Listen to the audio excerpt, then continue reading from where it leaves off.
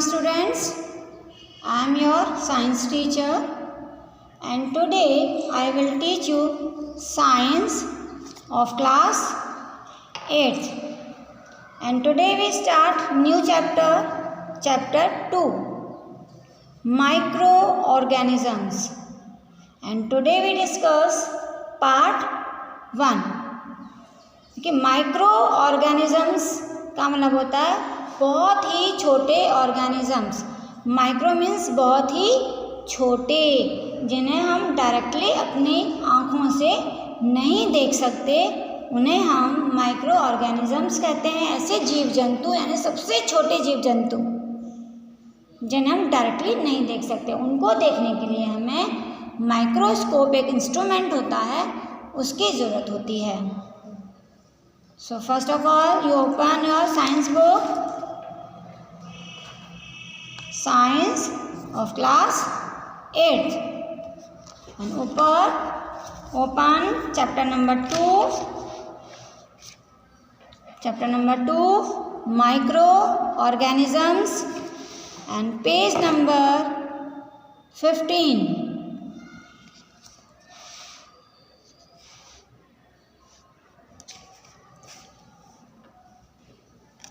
We drink boiled water और purified water.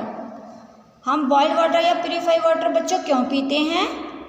Because water contains many diseases causing germs. क्योंकि पानी के अंदर, वाटर के अंदर बीमारी फैलाने वाले कई जर्म्स होते हैं, इसलिए हम वाटर को बॉईल करके या प्यूरिफाई करके ड्रिंक करते हैं. और ये जो जर्म्स होते हैं, क्या आपने पानी के अंदर जर्म्स आपको दिखाई दिए हैं? नहीं, क्योंकि वो हमें पानी में दिखाई नहीं देते.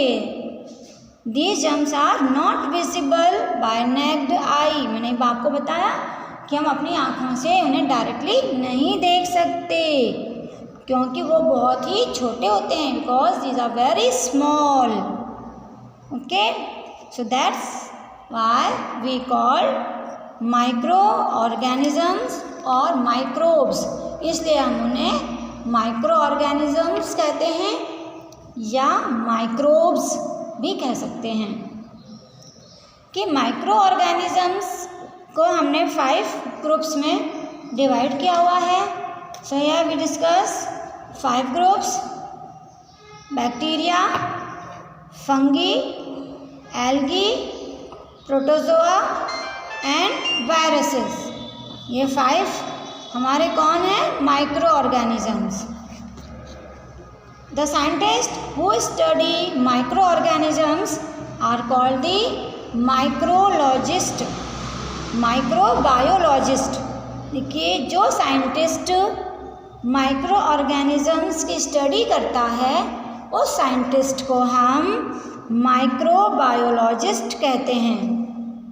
याद कर लीजिए आप, जो साइंटिस्ट माइक्रो ऑर्गेनिजम्स की स्टडी करता है, उस साइंटिस्ट को हम माइक्रोबायोलॉजिस्ट कहते हैं. और इसकी पढ़ाई जो होती है, यानी कि जो इसकी स्टडी होती है, उस स्टडी को हम माइक्रोबायोलॉजी कहते हैं. स्टडी कर रहे हैं हम, तो स्टडी को हम माइक्रोबायोलॉजी कहेंगे. और जो स्टडी कर रहा है, यानी कि जो साइंटिस्ट है, उसे हम माइक्रोबायोलॉजिस्ट कहते हैं. तो दोनों में डिफरेंस समझ में आया बच्चों? माइक्रो का मतलब होता है, मैंने अभी आपको बताया, माइक्रो मीन्स टाइनी, मीन्स बहुत ही छोटा, इतना छोटा कि वो हमें दिखाई ही नहीं देता, इसलिए हम उसे माइक्रो कहते हैं. माइक्रोबायोलॉजी इज सब डिवाइडेड इनटू मैनी फील्ड. अब जो हम ऑर्गेनिज्म, माइक्रो ऑर्गेनिज्म की स्टडी करते हैं, तो हम उसे क्या कहते हैं? उस स्टडी को माइक्रोबायोलॉजी. अब इसे भी हमने अलग अलग और ग्रुप बना दिए हैं, अलग अलग ग्रुप्स में हमको डिवाइड कर दिया गया है. तो देखिए किस तरह से हम उनकी स्टडी करेंगे. बैक्टीरियोलॉजी. बैक्टीरियोलॉजी किसे कहेंगे? Is the study of bacteria, जिसमें हम बैक्टीरिया की स्टडी करते हैं। वो स्टडी जिसमें हम बैक्टीरिया के बारे में पढ़ते हैं, उसकी स्टडी करते हैं, तो उस स्टडी को हम बैक्टीरियोलॉजी कहते हैं। फिर है वायरोलॉजी। वायरोलॉजी हम उस स्टडी को कहते हैं जिसमें हम वायरस के बारे में स्टडी करते हैं। Means virology is the study of virus. Similarly protozoology is the study of protozoans. जिस स्टडी में हम प्रोटोजोआ की स्टडी करते हैं, उस स्टडी को हम प्रोटोजोलॉजी कहते हैं। फिर है फाइटोलॉजी। फाइटोलॉजी हम उस स्टडी को कहते हैं जिसमें हम एल्गी के बारे में स्टडी करते हैं। And mycology. माइकोलॉजी हम उस स्टडी को कहते हैं जिसमें हम फंगी के बारे में स्टडी करते हैं, फंगी की स्टडी करते हैं, उसे हम माइकोलॉजी कहते हैं। तो इस तरह से आपको ये कैटेगरी समझ में आई बच्चों। अब जैसे कोई साइंटिस्ट है, वो बैक्टीरिया के बारे में स्टडी कर रहा है कि बैक्टीरिया कैसे फैलता है, उसे कौन कौन सी बीमारी होती हैं, उसे किस तरह से ठीक किया जाता है, ना उससे बैक्टीरिया की स्टडी कर रहा है, तो उसे हम उस स्टडी को बैक्टीरियोलॉजी कहेंगे। वायरस की स्टडी करना जो स्टडी है, उस स्टडी को वायरोलॉजी, जिसमें हम प्रोटोजोआ के बारे में स्टडी करते हैं, उस स्टडी को हम प्रोटोजोलॉजी कहते हैं। और जिस स्टडी में हम एल्गी के बारे में स्टडी करते हैं, उसे हम फाइटोलॉजी कहते हैं। और जिस स्टडी में हम फंगी के बारे में स्टडी करते हैं, उसे हम माइकोलॉजी कहते हैं। तो आपको समझ में आया कि किस स्टडी को हम, कौन सी स्टडी में हम किसके बारे में स्टडी करते हैं। यस। अब सबसे पहले हम देखिए वायरस के बारे में हम कुछ पढ़ते हैं। तो viruses are also microscopic. Microscopic का मतलब है जो वायरस है वो इतना छोटा होता है, क्योंकि ये सभी और माइक्रो ऑर्गेनिज्म होते हैं, क्योंकि सभी इतने छोटे होते हैं कि हम डायरेक्टली अपनी आँखों से नहीं देख पाते। तो वायरस, इन सभी को हम माइक्रोस्कोपिक कहते हैं। तो वायरस भी एक माइक्रोस्कोपिक ऑर्गेनिजम्स है। और ये जो बॉडी के सेल्स होते हैं बॉडी के अंदर, उसके अंदर रिप्रोड्यूस होता है। अब ये प्लांट्स या एनिमल्स, ये कि एनिमल्स की बॉडी के अंदर जो सेल्स होते हैं उसमें रिप्रोड्यूस हो सकता है, या प्लांट है, प्लांट की बॉडी होती है, प्लांट की जो बॉडी है उसके अंदर जो सेल्स होते हैं उसमें ये रिप्रोड्यूस हो सकता है। अब हम देखते हैं कि वायरस क्या है। देखिए यहाँ पे आपको पिक्चर्स दिखाई दे रही है।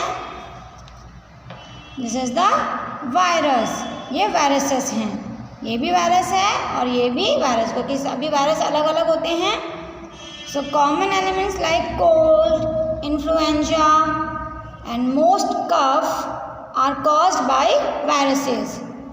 आपने देखा है कि जो कॉमन डिसीज़ होती है, जैसे हमें कोल्ड हो जाता है, जैसे सर्दी, जुकाम, इन्फ्लुएंजा, कफ, खांसी वगैरह हो जाती है, तो ये किससे फैलती है बच्चों? ये वायरस से फैलती है। और वायरस से फैलने वाली और भी सीरियस डिसीजेज हैं लाइक पोलियो, चिकन पॉक्स, ये भी वायरस से फैलने वाली डिसीजेज हैं जो वायरस से ही फैलती हैं। And some diseases like typhoid and tuberculosis, और कुछ डिसीज़ होती हैं जैसे टाइफाइड है, ट्यूबरक्लोसिस में टीबी, जिसे हम टीबी के नाम से जानते हैं, ये बैक्टीरिया से फैलती हैं। And diseases like dysentery and malaria, ये भी बीमारी होती हैं, ये हमारी प्रोटोजोआ से फैलने वाली बीमारी हैं। Some common bacteria and protozoa are given below. देखिए यहाँ पे कुछ पिक्चर्स दी हुई हैं, ये पिक्चर्स बैक्टीरिया की हैं। बैक्टीरिया अलग अलग शेप में होता है। ये बैक्टीरिया हमारा स्पाइरल शेप में है, और ये जो बैक्टीरिया ये हमारा रॉड शेप की फॉर्म में है। इसी तरह से कुछ माइक्रो ऑर्गेनिजम्स देखिए यहाँ पे ये पिक्चर्स किसकी हैं, प्रोटोजोआ की हैं। ये अमीबा है, ये पैरामीशियम है, ये एल्गी की हैं। इसे हम कहेंगे क्लैमिडोमोनास और ये स्पायरोगायरा। ये क्या है, हमारे एल्गी हैं और ये हमारे प्रोटोजोआ हैं। तो some micro organisms are single cell, कुछ माइक्रो ऑर्गेनिजम्स सिंगल सेल के होते हैं जैसे बैक्टीरिया है, और कुछ माइक्रो ऑर्गेनिजम्स मल्टी सेलुलर होते हैं जैसे एल्गी, फंगी। मल्टी सेलुलर का मतलब होता है एक से ज़्यादा सेल के बने, उनकी जो बॉडी है वो एक से ज़्यादा सेल की बनती है, और सिंगल सेल यानी उनकी जो बॉडी है वो एक सेल की बनी हुई होती है। और they can survive under all types of environment, ये हर तरह के इन्वायरमेंट में रह सकते हैं। From very cold climate to hot, मतलब ठंडी, चाहे हमारा क्लाइमेट ठंडा है चाहे हमारा क्लाइमेट बहुत ज़्यादा गर्म है, वो हर तरह के क्लाइमेट में ये माइक्रो ऑर्गेनिजम्स रह सकते हैं।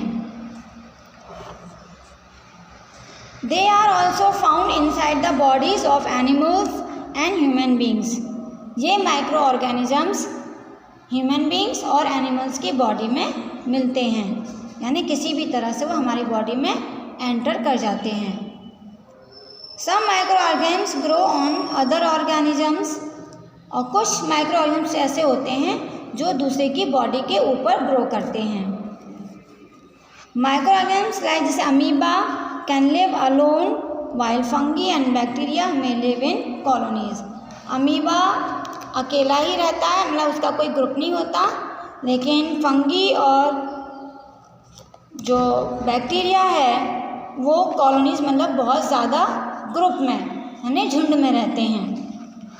Micro organisms are causes of many diseases, micro organism से बहुत सारी बीमारियां होती हैं, लेकिन कुछ माइक्रो ऑर्गेनिजम्स हमारे लिए यूज़फुल भी होते हैं जो हमारी फूड आइटम को प्रिपेयर करने में हेल्प करते हैं। जैसे हम ब्रेड बनाते हैं, कर्ड बनाते हैं, चीज़ बनाते हैं, तो इन फूड आइटम को बनाने में कुछ माइक्रो ऑर्गेनिजम्स हमारी हेल्प करते हैं और कुछ माइक्रो ऑर्गेनिजम्स हमारे लिए नुकसान भी पहुंचाते हैं। सो आज की वीडियोज़ में हम इतना ही। So thank you, have a nice day.